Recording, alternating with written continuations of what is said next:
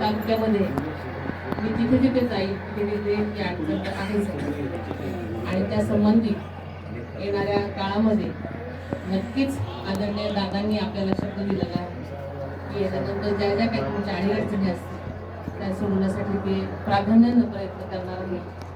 आणि आपल्याला माहिती आहे की आमच्या आता महायुतीमध्ये असल्यामुळे सर्वच समाज जे आपले सगळे नेते आहेत, जे सन्माननीय पदाधिकारी आहेत, ते आपापल्या परीने सगळेजण इथे काम करणार आहेत आणि शक्य त्या आपल्या अडचणी दूर करण्याचा नक्कीच आम्ही प्रयत्न करू.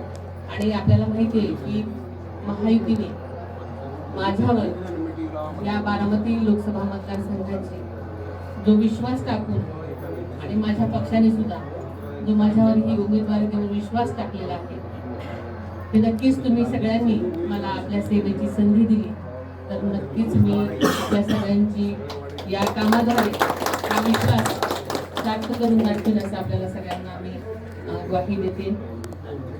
आपण सांगितलं की एकच रिक्षा इकडे फिरते, पण खरोखरच मी तळागाळामध्ये माझं समाजकारण गेल्या 20-25 वर्षापासून बारामती तालुक्यापुरतच मर्यादित असल्यामुळे आपल्याला त्याची कल्पना नाही, पण बचत गटाच्या माध्यमातून, ग्राम स्वच्छता अभियानातून, शाळेच्या माध्यमातून, अंगणवाडी किंवा आरोग्याच्या माध्यमातून माझ्या आशा सेविका या सगळ्याच लोकांच्या बाबतीमध्ये किंवा मी शेतकऱ्यांची बायको आणि मुलगी सुद्धा असल्यामुळे तळागाळातल्या शेतकऱ्यांच्या सगळ्याच वर्गामध्ये मला काम करायची सवय असल्यामुळे सगळ्यांच्या व्यथा मी अतिशय चांगल्या प्रकारे मी त्यांची मला समज आहे, त्याची जाण आहे, त्यांच्या अडीअडचणी मी चांगल्याच प्रकारे समजू शकते.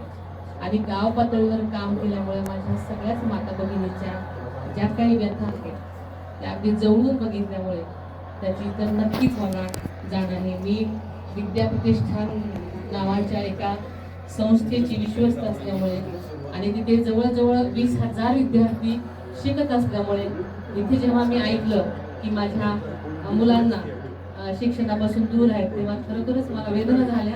आणि यामध्ये मी नक्कीच लक्ष घालून जास्तीत जास्त मुलं कशी शिकतील यासाठी नक्की मी प्रयत्न करीन, प्राधान्याने प्रयत्न करीन अशी ग्वाही आपल्याला देते. कारण प्रत्येकाचा शिकणं हा अधिकार आहे आणि तो त्यांना मिळालाच पाहिजे. आणि मला असं वाटतं की सगळ्यांनाच, सगळी जी पुढची पिढी आहे ती शिक्षित तर व्हायलाच पाहिजे आणि त्यांना अधिकार मिळाला पाहिजे.